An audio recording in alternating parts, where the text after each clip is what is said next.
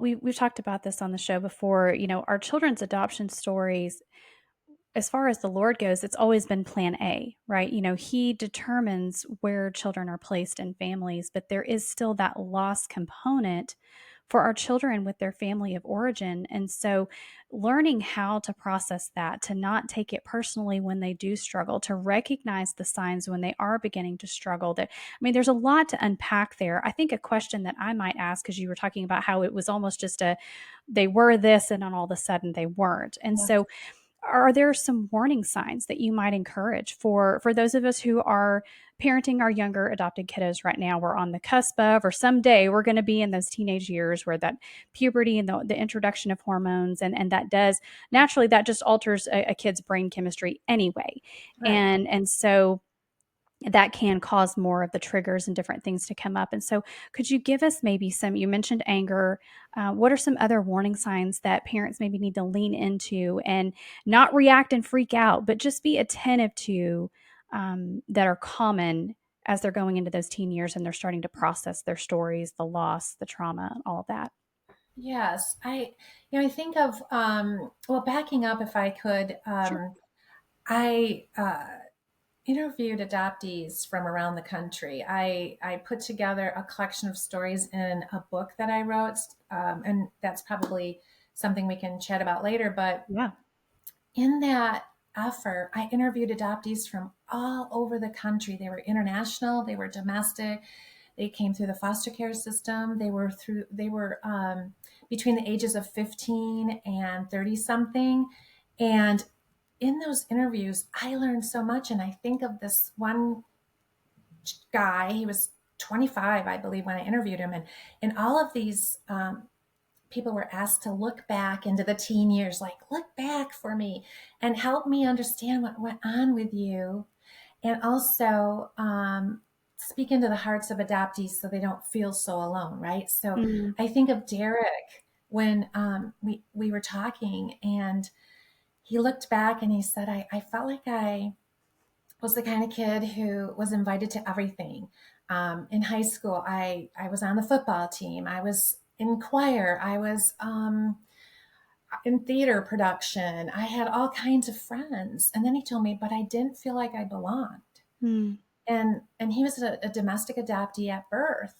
And so, there's always this myth out there that kids who are born and then adopted right from the hospital, that they may not have feelings that surface, but right.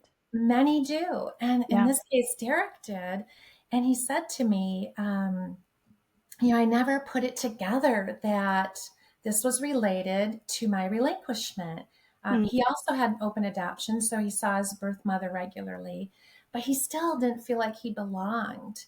And in that, he was trying to just, you know, uh, sort that out, but he felt alone in that. And here's the big mm, takeaway for parents is that certain things may not be super obvious, but maybe we have to step in just with curiosity to yeah. create clarity.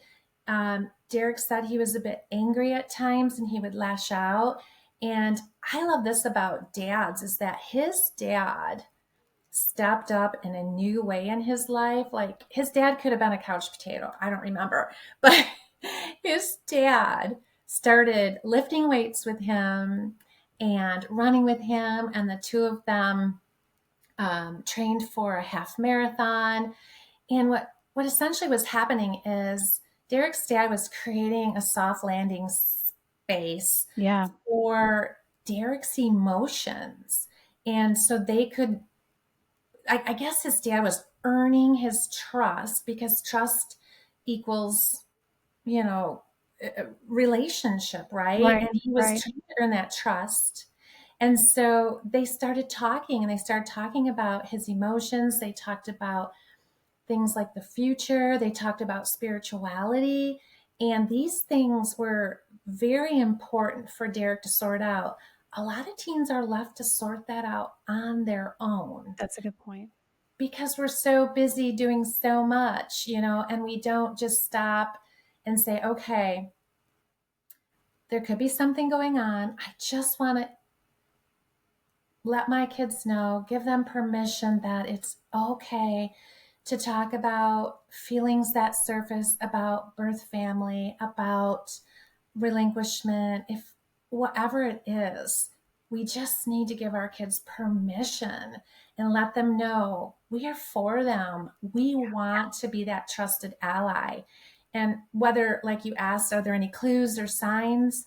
I would say, unexplained anger, Yeah. isolation could be a sign.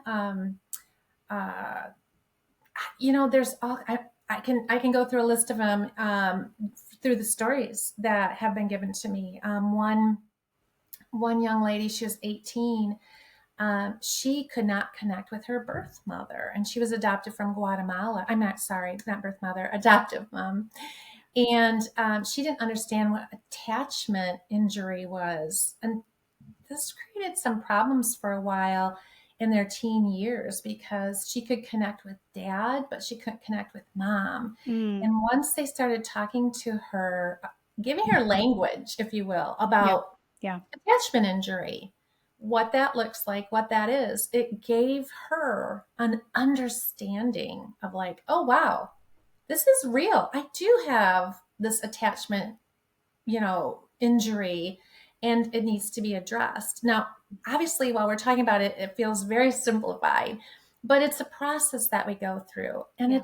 it's like the long game, right? We start out giving permission to our kids to open up and to let them know that we are here for them and we can handle whatever it is they're thinking about.